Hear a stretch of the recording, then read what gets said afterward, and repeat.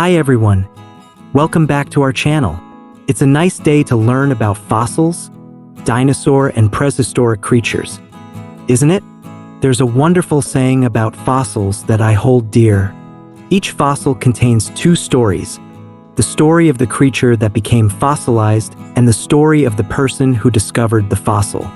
Since I started reading about dinosaur fossils and ancient creatures, this saying has resonated with me even more. Today, I would like to share with you one of the best fossil stories I've ever known, about different species that, in a special moment, fate brought together forever. Are you ready? Let's begin.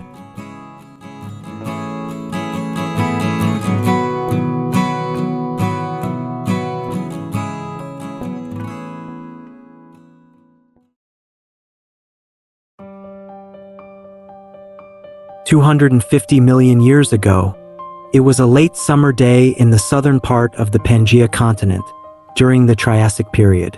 In a bush, a small amphibian was hiding. It was on its way to find food when it was attacked by a larger reptile. Fortunately, its instincts helped it escape, but the attack left it injured. Some of its ribs were broken, couldn't travel far to return to its nest. It needed to find a temporary shelter.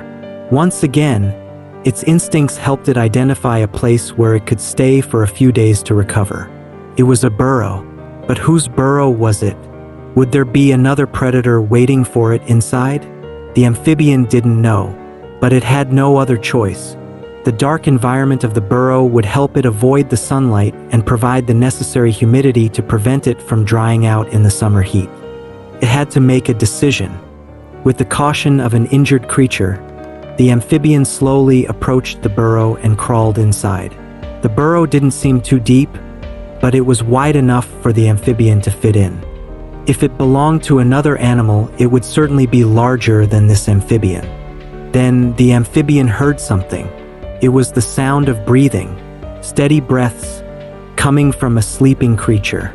In the darkness, the amphibian could only make out the shape of another creature lying at the end of the burrow. Hearing the noise, the creature lifted its head to look at the amphibian, which was holding its breath, waiting for its fate to be decided. But it seemed too tired and wanted to continue its interrupted sleep, so it lowered its head again and curled up once more. It seemed not to care who the intruder was, or its instincts told it that the intruder was not dangerous. All the amphibian's fears seemed to vanish at that moment. If it went outside now, it might die sooner. Staying in the burrow, it might live a few more days. Gathering courage from somewhere, it dared to move closer to the burrow's owner. It curled up and fell into a deep sleep next to the other creature. The two strangers slept peacefully together. That day, it began to rain.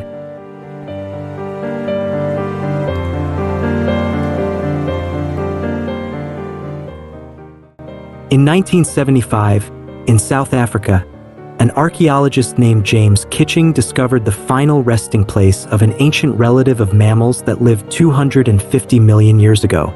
A small part of the skull protruded from the rock, but the shape and composition of the surrounding rock indicated that the poor creature had died in a dugout burrow, and there might be more bones inside. Kitching was quite certain of his assessment and decided to chisel out the rock. He was right. There were many more bones inside, and the fossil was later added to the collection of the Evolutionary Studies Institute at the University of Witwatersrand.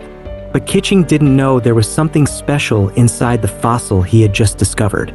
What Kitching initially saw was part of a Thrinaxodon fossil. Thrinaxodon is a genus of cynodonts, a group of therapsids closely related to modern mammals. Thrinaxodon was about the size of a fox and likely had fur, with a posture intermediate between the sprawling gait of early tetrapods and the upright stance of modern mammals. Thrinaxodon fossils have been found in South Africa and Antarctica, dating to the early Triassic, shortly after the Permian-Triassic extinction event. Their survival through the catastrophic extinction event that wiped out 70% of terrestrial vertebrates, known as the Great Dying, may be closely linked to their burrowing behavior. Researchers have found numerous fossils of these creatures curled up inside burrows. Scientists believe that Thrinaxodon likely dug its own burrows rather than occupying those of other burrowing animals. The spine of Thrinaxodon evolved into segments in the thoracic, lumbar, and pelvic regions, allowing its body to flex and curl comfortably in smaller burrows to hibernate through cold winters or hot summers. More interestingly, when examining the fossil Kitching discovered, scientists were astonished to find that the Thrinaxodon was not alone in its final resting place. Lying on its back just above the Thrinaxodon was a rare amphibian, resembling a modern-day salamander, scientifically named Brumastega. Brumastega is a genus of temnospondyl amphibians that are now completely extinct, belonging to the family Rhinsuchidae. The Rhinsuchidae family of Brumastega existed from the Middle Permian, and by the Permian-Triassic extinction event, they were nearly wiped out. Brumastega was likely one of the last surviving members of this family in the early Triassic. They were semi-aquatic animals and probably did not have the burrowing habits of Thrinaxodon. The presence of the Brumastega fossil alongside the Thrinaxodon was unknown until paleontologist Vincent Fernandez and colleagues at the University of Witwatersrand conducted a CT scan of the fossilized burrow in 2013. The CT images revealed the details of the fossil pair resting side by side, as if they were hugging each other in sleep. Immediately, scientists questioned how they ended up together and fossilized in this way. The fossil itself could not provide a 100% accurate answer, but Fernandez and colleagues narrowed down the possibilities. Although it is unknown whether the burrow was created by the Thrinaxodon, previous fossil discoveries and the anatomical features unsuitable for burrowing in Brumastega suggest that the prehistoric mammal was the owner of the shelter. And even though both animals were buried together in a mixture of water and sediment that flooded the burrow, it would be highly unlikely for liquid mud to carry a whole living amphibian into the burrow. With the possibility of being buried together by chance being unlikely, it seems that the Brumastega either was dragged into the burrow by the Thrinaxodon or entered the burrow on its own. The latter seems more plausible. Although there were 2 suspected bite marks on the Brumastega's bones, the size and spacing of these marks did not match the dental characteristics of Thrinaxodon. Instead, Fernandez and colleagues hypothesized that the Brumastega simply wandered into the burrow while the Thrinaxodon was in a deep sleep, and the Brumastega remained there until a layer of mud buried them both.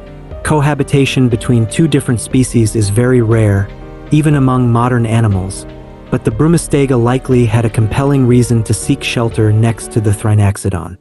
First, the Brumastega had several broken ribs that had only partially healed, limiting its mobility and breathing. Second, an amphibian could quickly desiccate if wandering under the dry season sun, so the Thrinaxodon's burrow was likely the nearest shelter for the injured Brumastega. As long as it didn't disturb the Thrinaxodon in its long sleep, it could rest in the shade without being devoured by the burrow owner's sharp jaws.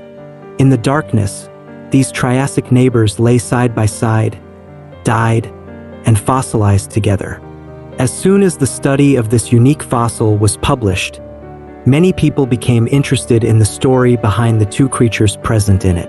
They even created several videos to propose their theories about what really happened. You can search for the keyword Triassic Cuddle to find such videos on the internet. The story at the beginning of this video is one of those hypotheses. That was all the information we currently know about this 250-million-year-old couple, also known as the Triassic Cuddle, a unique fossil discovered nearly 50 years ago. But part of its truth has only been revealed in the past decade, and there are still mysteries that paleontologists have yet to solve. But that is the beauty of paleontology and fossils. Today's video ends here. Our team sincerely thanks you for watching. If you enjoyed the video, don't forget to subscribe and follow to stay updated with our future videos. Goodbye and see you in our next videos.